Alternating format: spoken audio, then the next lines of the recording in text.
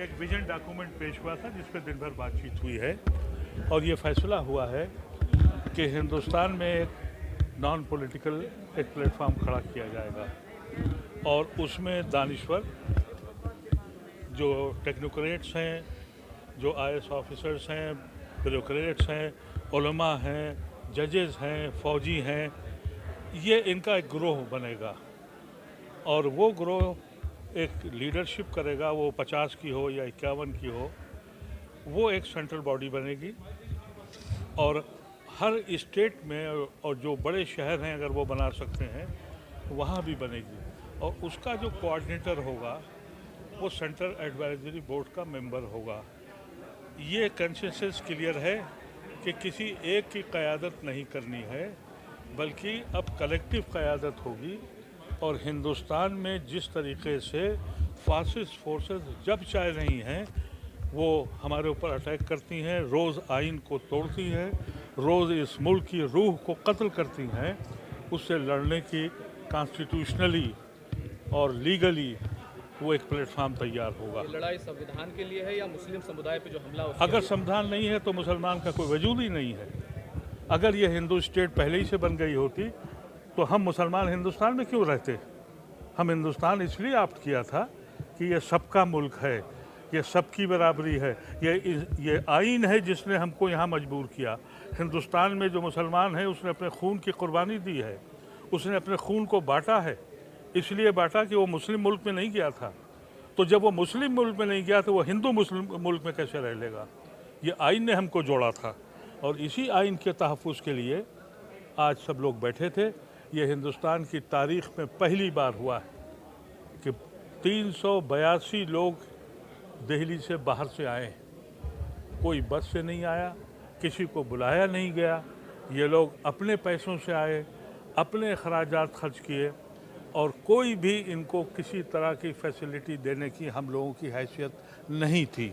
और कभी आपने ये भी नहीं देखा होगा कि ऐसी शख्सियतें जिनकी सेहतें बहुत बिगड़ चुकी हैं, गवर्नर अजीज़ साहब हों या शाह फ़ारूक अब्दुल्ला हो या रहमान खां हों, ये पहले वक्त से लेकर और ये 6 बज चुका है वो यहाँ से नहीं हटे। हालांकि जो अभी तक के दस्तूर थे कि जब वीआईपी आते हैं तो कहा जाता है कि भाई आप बोल लीजिए और चले जाइए, उन्होंने कहा कि नहीं, ये मसला ऐसा है कि हम यहाँ आखिर तक बैठेंगे, सबको सुना और फिर अपनी राय से हम सबको उन्होंने नवाजा। जो लोग कॉमन सिविल कोड और जो भारत को हिंदू राष्ट्र बनाने की बात कर रहे हैं, तो क्या आप लोग इस पर रेसिस्ट करेंगी?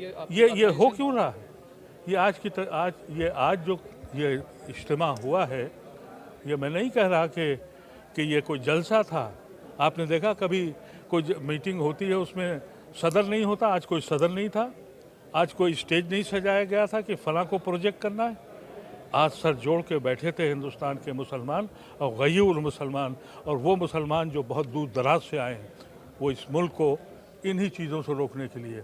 और आज वो तबका जो आज तक मुसलमानों को डराए और खौफ खाए हुए था, आज उनकी घंटियां कानों की बज गई होंगी कि ये कौम जिंदा होने जा रही है। हिंदू राष्ट्र की बात कर रहे हैं, उस पर उसको उन लोगों को क्या कहेंगे? मीडिया के लिए जो एक बात कही जा रही है उसको लाहेमन करने के लिए, उसके ऊपर आप कितना सोचते हैं कि जल्द से जल्द काम हो? मैंने 3 साल पहले ये कोशिश की थी कि मुसलमानों का मीडिया होना चाहिए और मैंने एक मीडिया प्लेटफॉर्म बनाया भी था, लेकिन उस वक्त शायद मुसलमानों को ये इंतज़ार था कि तूफ़ान अभी और आ जाए, क्योंकि बहुत से लोग हमारे ऐसे हैं जो साहिल पे बैठ के तूफ़ान का नज़ारा कर रहे हैं। लेकिन अब वो वक्त आ गया है कि वो नज़ारे का वक्त भी ख़त्म हो गया। जहाँ वो साहिल पे बैठे थे तूफ़ान वहाँ तक पहुँच गया और अगर अब भी नहीं जागे तो कुछ नहीं बचने वाला है। आज मुझे इस बात की बड़ी खुशी है कि ये सारी कौम इसने अंगड़ाई ली।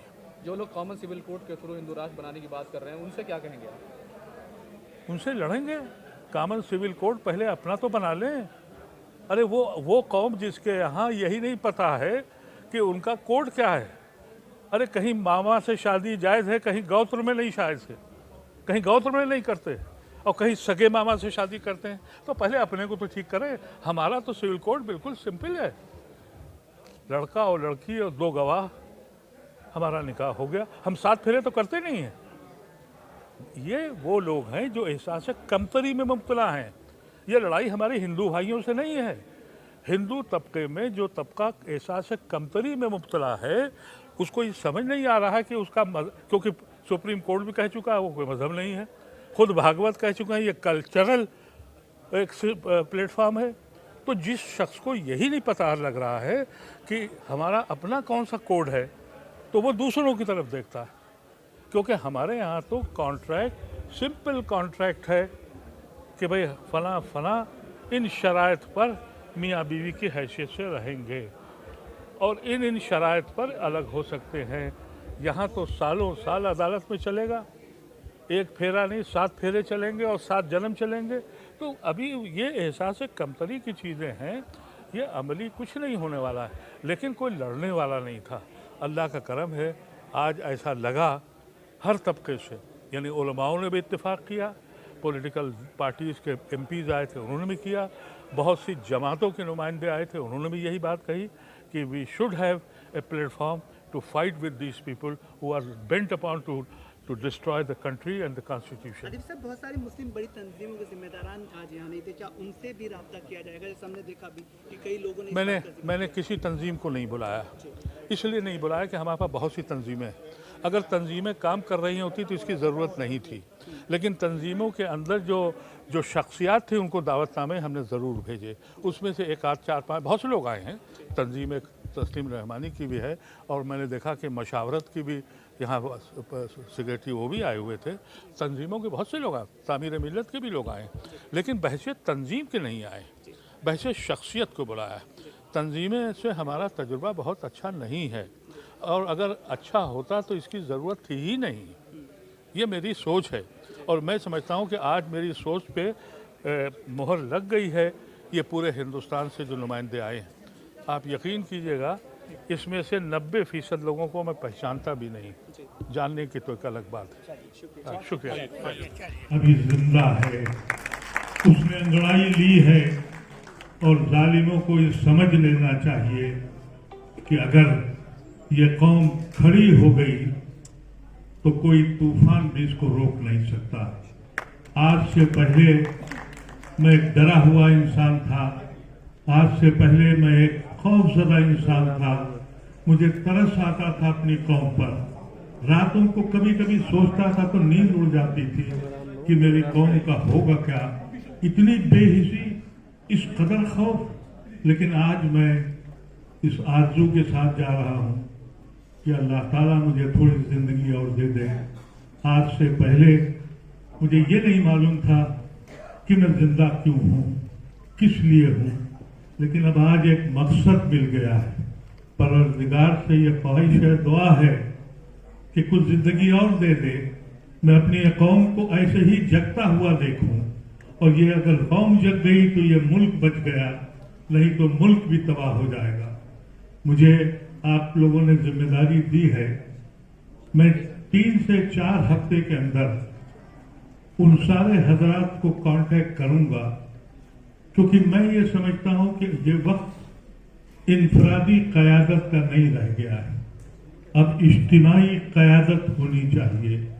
ये जो विजन डॉक्यूमेंट बना है, क्योंकि एक ही शख्स मेरी नज़र में था, वो फारूक भाई थे, उन्होंने साफ साफ मना कर दिया।